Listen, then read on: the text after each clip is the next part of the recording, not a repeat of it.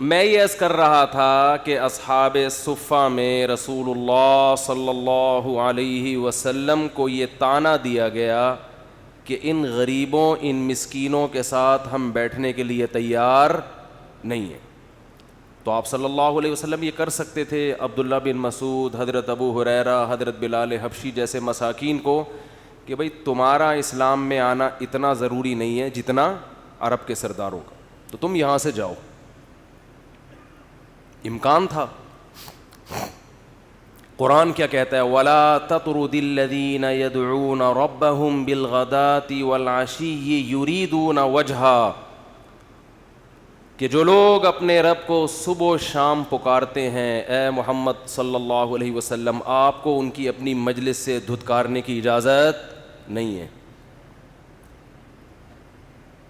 اور کیا بلکہ ان کی حوصلہ افزائی کی گئی. انہیں کہا گیا وَإِذَا جَاءَكَ الَّذِينَ يُؤْمِنُونَ بِآيَاتِنَا فَقُلْ سَلَامٌ عَلَيْكُمْ كَتَبَ رَبُّكُمْ عَلَى نَفْسِهِ الرَّحْمَةَ. ہمارے حضرت جب یہ آیت تلاوت کرتے حضرت کی آنکھوں سے آنسو جاری ہو جاتے تھے کہ اللہ کے ہاں ایمان کی کتنی قدر ہے. فرمائے جب یہ لوگ آپ کی محفل میں آیا کریں نا، یہ مسکین صحابہ، تو یہ تو طعنے سن کے آ رہے ہیں چاروں طرف سے، تو انہیں یوں کہا کریں کہ دنیا کی نظر میں تمہاری ویلیو نہیں ہے، لیکن جس اللہ نے مجھ پہ کلام کو نازل کیا اس کی نظر میں تمہاری بہت ویلیو ہے.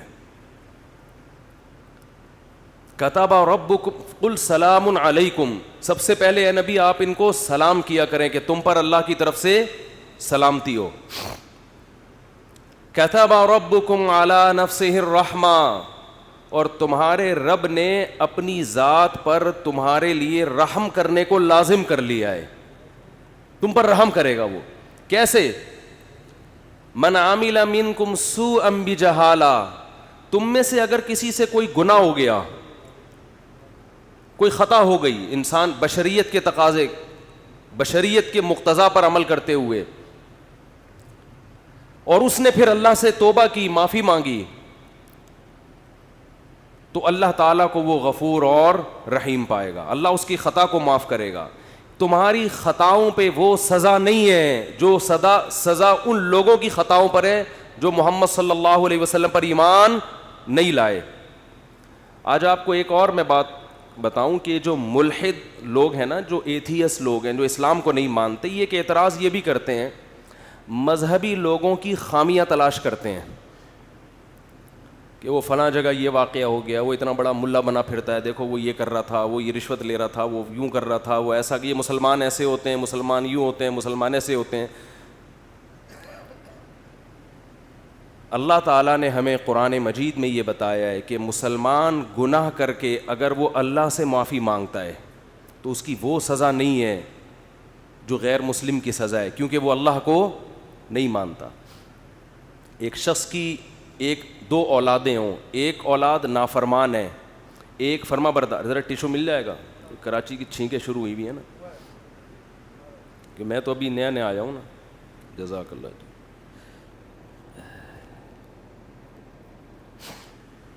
تو ایک شخص جو ہے، ایک باپ کے دو بیٹے ہیں، ایک فرما بردار ہے اور ایک نافرمان ہے. لیکن جو فرما بردار ہے وہ باپ کو باپ نہیں مانتا، تو باپ اس فرما بردار کو مانے گا؟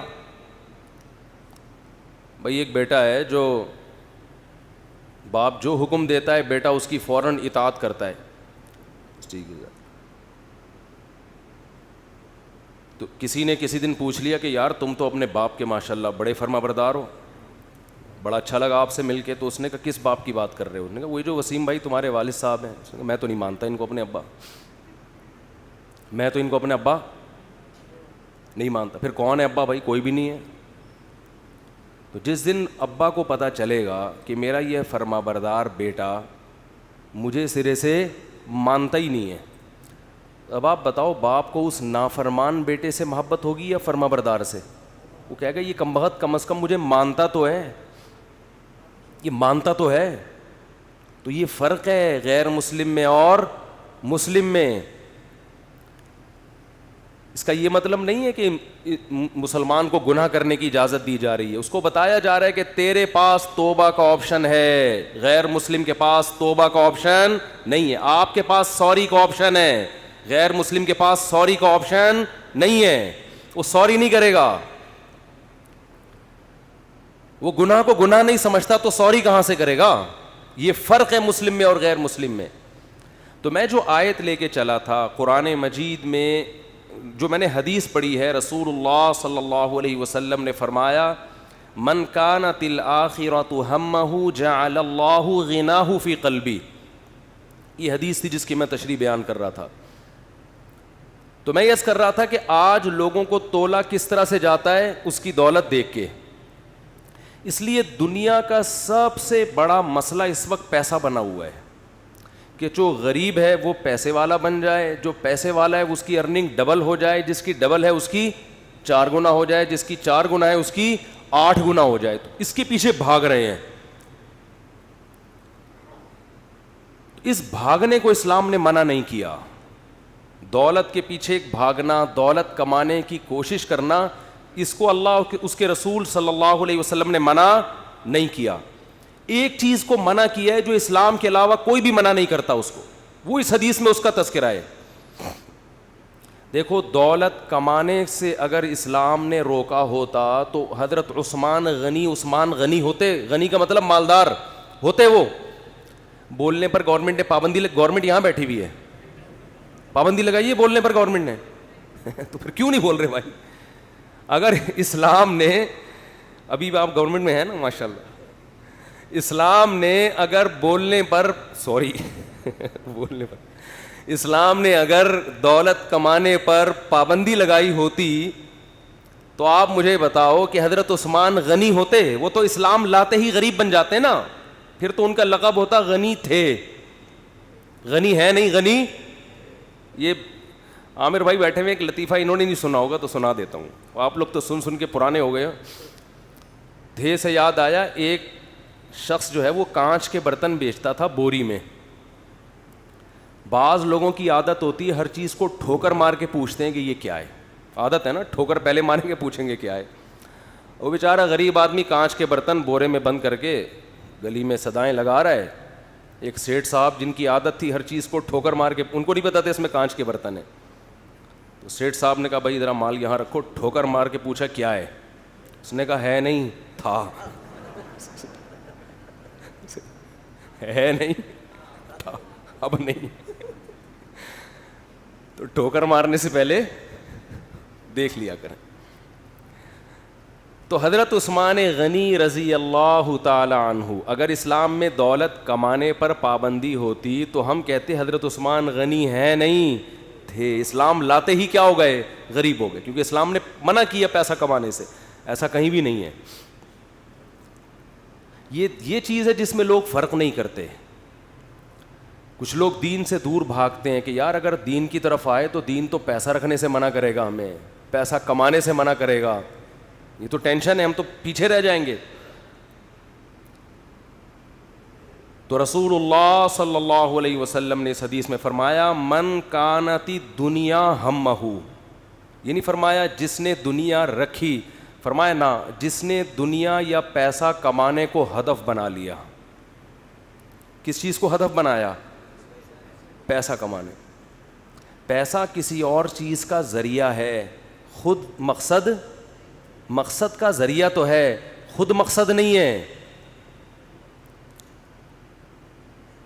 ہمارے ہاں دارالعلوم کرنگی میں ایک طالب علم, اس کے مصارف مدرسے کے ذمے تھے. صبح ناشتہ بھی مدرسے کی طرف سے, دوپہر کھانا بھی, رات کا کھانا بھی, کمرہ اس کو VIP ملا ہوا, سونے کے لیے ساری سہولتیں.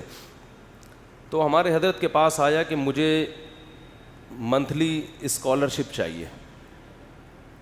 تو حضرت نے اسے فرمایا کہ جب تمہیں ناشتہ بھی مل رہا ہے, دوپہر کھانا بھی مل رہا ہے, رات کا کھانا بھی اچھا مل رہا ہے جیسا تم چاہتے ہو, سونے کی اچھی جگہ بھی ملی ہوئی ہے, تو یہ ساری سہولتیں تم رد کر کے پیسے ہی کو فوکس کیوں کر رہے ہو؟ تو اس نے جواب میں کہا پیسہ خود مقصود ہے, پیسہ خود مقصود. تو یہ سوچ آج مسلمان کی بن چکی ہے کہ پیسہ جن چیزوں کا کا مقصد ہے نا وہ ہدف نہیں ہے بلکہ پیسہ خود مقصود ہے. تو رسول اللہ صلی اللہ علیہ وسلم نے فرمایا من کانت الدنیا ہمہ, جس نے دنیا کو ہم بنا لیا, فکر بنا لیا, ہدف بنا لیا کہ یہی مقصد ہے, تو اللہ اسے 2 سزائیں دیتے ہیں دنیا میں جو آج مل رہی ہیں. فرمایا پہلی سزا یہ کہ جتنی بھی دولت اس کے پاس آ جائے, جعل اللہ فقرہ بین عینیہ, اللہ فقر اس کی نگاہوں کے سامنے کر دیں گے. کیا عجیب بلاغت ہے حدیث میں. یہ نہیں فرمایا کہ اللہ اس کو فقیر بنا دیں گے. بہت سے لوگ پیسے کو ہدف بناتے ہیں اور پیسہ حاصل کر لیتے ہیں, مالدار بن بھی جاتے ہیں وہ, لیکن آپ صلی اللہ علیہ وسلم نے فرمایا سزا یہ ملے گی جعل اللہ فقرہ بین عینیہ, اللہ اس کی آنکھوں کے سامنے رکھ دیں گے فقر و فاقہ. جیسے ایک شخص زندہ ہو, پھانسی کا لٹک رہا ہو, تو اس کی کیا کیفیت ہوگی؟ اس کی حالت تو مردے سے زیادہ سخت ہوگی. ہے زندہ مگر پھانسی کا پھندا اس کے سامنے لٹکا ہوا ہے کہ تجھے کبھی بھی لٹکایا جا سکتا ہے. تو جو زندہ ہو, صحت مند ہو, بہترین صحت رکھی ہوئی ہو, اس نے اس کے سامنے پھانسی کا پھندا ہو, کیا ہو گیا بھائی؟ آواز جائے گی نہیں نا وہاں تک. تو جو آدمی زندہ ہو, صحت مند ہو, لیکن اس کے سامنے پھانسی کا پھندا لٹکا ہوا ہو اور اسے یہ خطرہ ہو کہ کسی بھی وقت اسے یہاں لٹکایا جا سکتا ہے, آپ بتاؤ وہ اپنی صحت اور اپنی حیات اور اپنی زندگی سے لطف اندوز ہوگا؟ بھئی ایک آدمی نے ڈولے بنا لیے, صحت بنا لی, جم, جاگنگ اور بڑی اچھی خوراک, اور کورونا کے ٹیسٹ بھی سارے کلیئر, ویکسین بھی ساری کمپلیٹ, کورس مور فٹ فاٹ, کوئی چھینکے وینکے بھی نہیں آ رہی اس کو. لوگ اس کی حیات اور زندگی پہ رش کر رہے ہیں, یار زبردست صحت ہے بھائی, کیا ہینڈسم, اسمارٹ, کیا اسمارٹ آدمی ہے, بہترین, لیکن اس کے سامنے پھانسی کا پھندا لٹکا ہوا ہے اور اسے بتایا گیا ہے کہ کیس چل رہا ہے ابھی, اگر فیصلہ ہو گیا کہ آپ ہو تو پھر اس میں آپ نے لٹکنا ہے.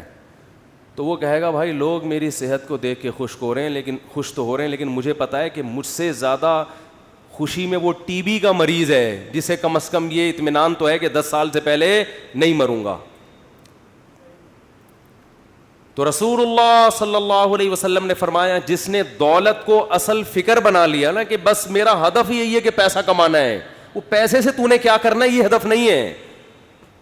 آپ کہہ سکتے ہیں بھائی ہم جو بھی پیسہ کماتے ہیں تو مقصد پیسہ نہیں ہوتا, آگے پیسے سے کچھ چیزیں مقصد ہوتی ہیں, تو پیسہ تو کسی کا بھی مقصد نہیں ہوتا.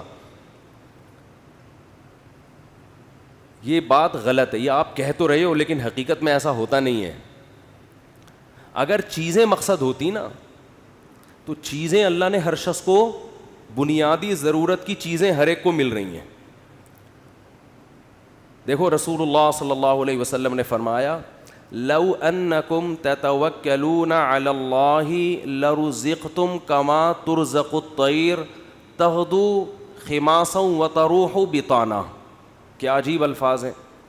آپ صلی اللہ علیہ وسلم نے فرمایا اگر تم اللہ پہ ایسے توکل کرو جیسے توکل کرنے کا حق ہے, توکل کا مطلب اللہ کھلائے گا, کھلانے کی ذمہ داری اس نے لی ہے, ضرورتیں پوری کرنے کی ذمہ داری اس نے لی ہے, ایسے کرنا شروع کر دو, ٹینشن دل سے نکالو. ہر آدمی ٹینشن سے مرا جا رہا ہے نا, پتہ نہیں کیا ہو جائے گا کل, بچوں کی اسکول کی فیسیں بھر سکوں گا نہیں بھر سکوں گا, بیگم کے خرچے پورے کر سکوں گا نہیں کر سکوں گا. چھوڑو بھائی, یہ ٹینشن لینے کی نہیں ہے.